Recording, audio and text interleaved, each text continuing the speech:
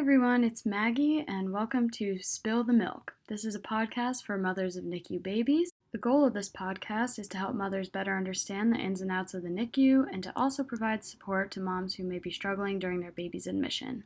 Today we're going to be talking about breastfeeding. I know this is a huge topic of discussion in the NICU between providers and mothers, and it is a really big struggle that I feel sometimes doesn't get enough attention. So the goal for today is to shed some light on the struggles you may be facing with feeding your baby, as well as the options we have like donor milk, fortified breast milk, etc. Then we'll finish it off with some resources and programs for you to look into now or once your baby is discharged. And with that, let's dive into a quick lesson on the anatomy and physiology of breastfeeding, just so we can all be on the same page here. Pregnancy is a time where your body's going through a ton of hormonal changes.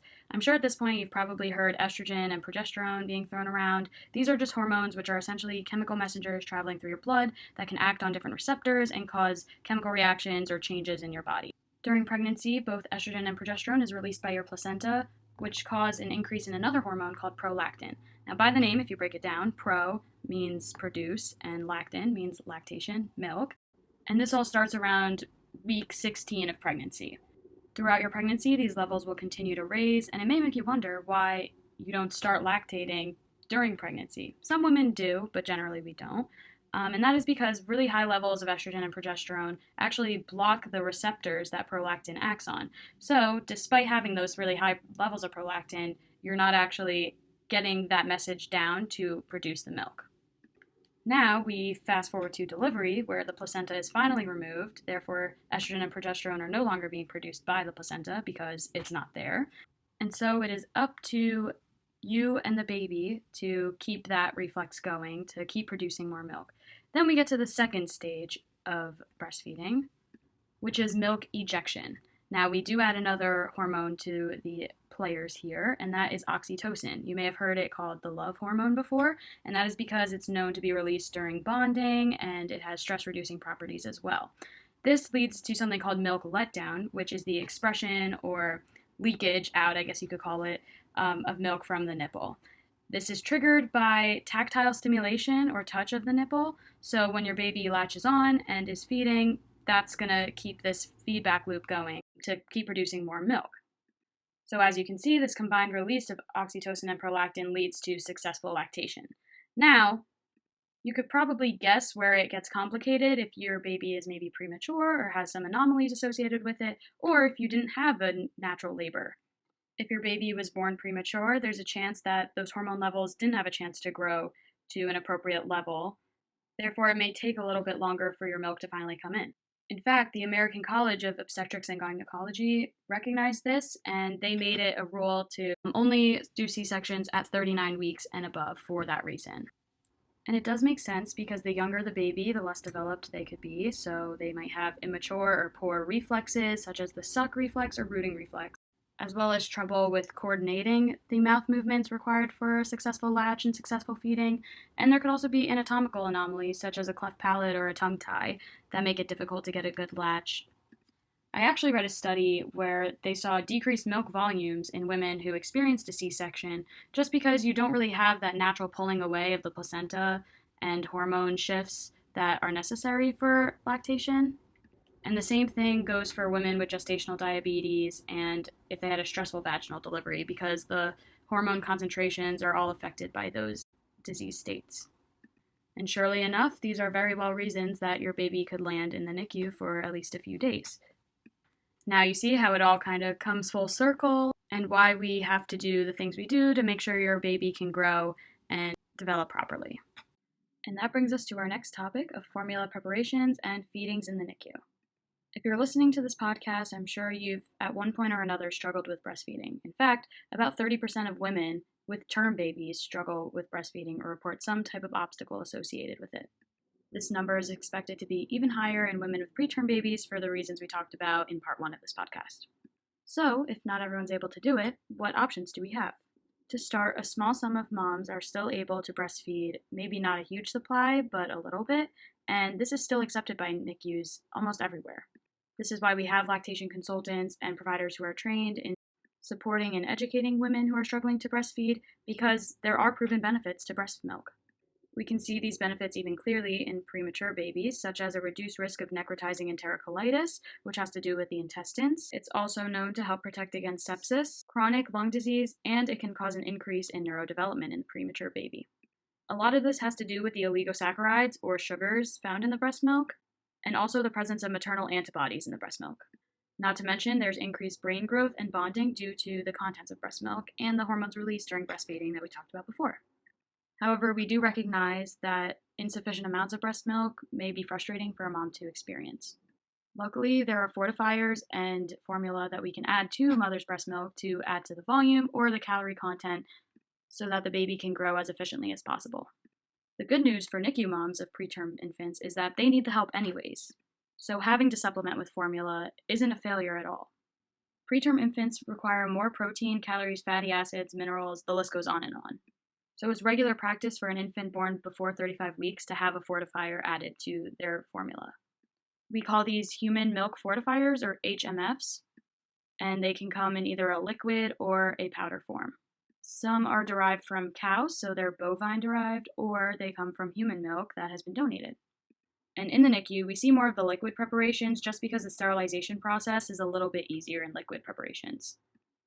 But powders can also be sterilized, and they are useful typically because they can add to the nutrient content of the milk without adding to the volume, and sometimes that can be hard for babies to tolerate really large volumes of formula or milk.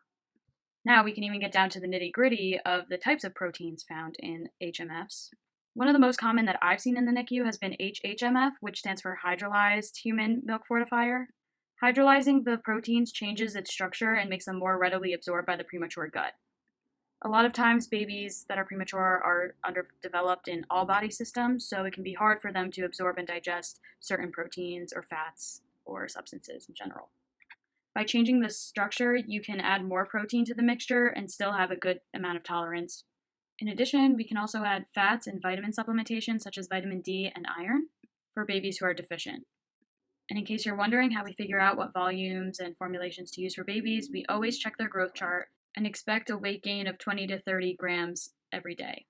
If the baby's not progressing like we'd like to see, we'll add to the volume or increase the caloric intake just so the baby can grow efficiently. And this can all be done almost as a bridge if mom chooses to breastfeed but still needs her milk to come in, or she can pump and give us the milk to fortify, or there's also the topic of donor milk. Donor milk is human breast milk that has been through a vigorous screening process and frozen to be used in NICU babies whose moms wish to use it. Donor breast milk has been shown to have some of the same benefits as breast milk, such as decreasing the risk of necrotizing enterocolitis and having better tolerance in babies in general. There is some data suggesting that the pasteurization process can reduce its bioactivity. Fortunately, we can also use fortifiers in donor breast milk. And some NICUs will actually use maternal breast milk first and then supplement with donor breast milk if needed. So you still get the best of both worlds in that sense.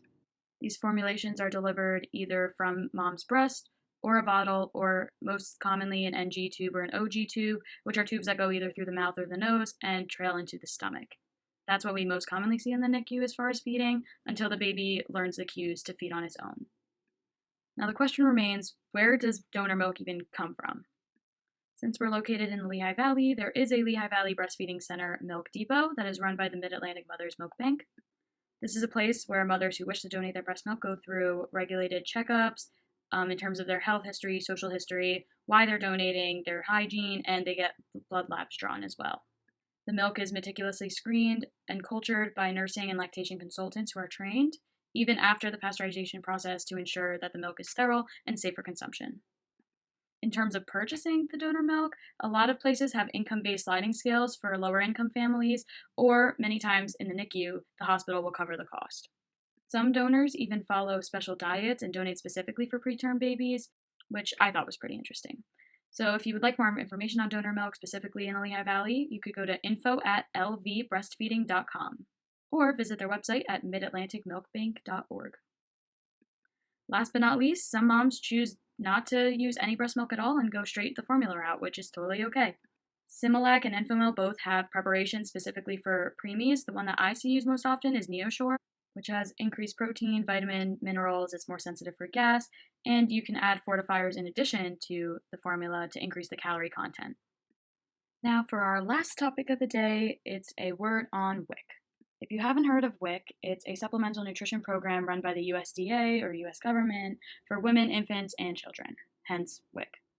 According to their website, their goal is to equip WIC moms with information, resources, and support they need to successfully breastfeed. And they do a good job of that. They offer a lot of resources on the benefits of breastfeeding, the challenges associated with breastfeeding, breastfeeding supplies, the list goes on and on.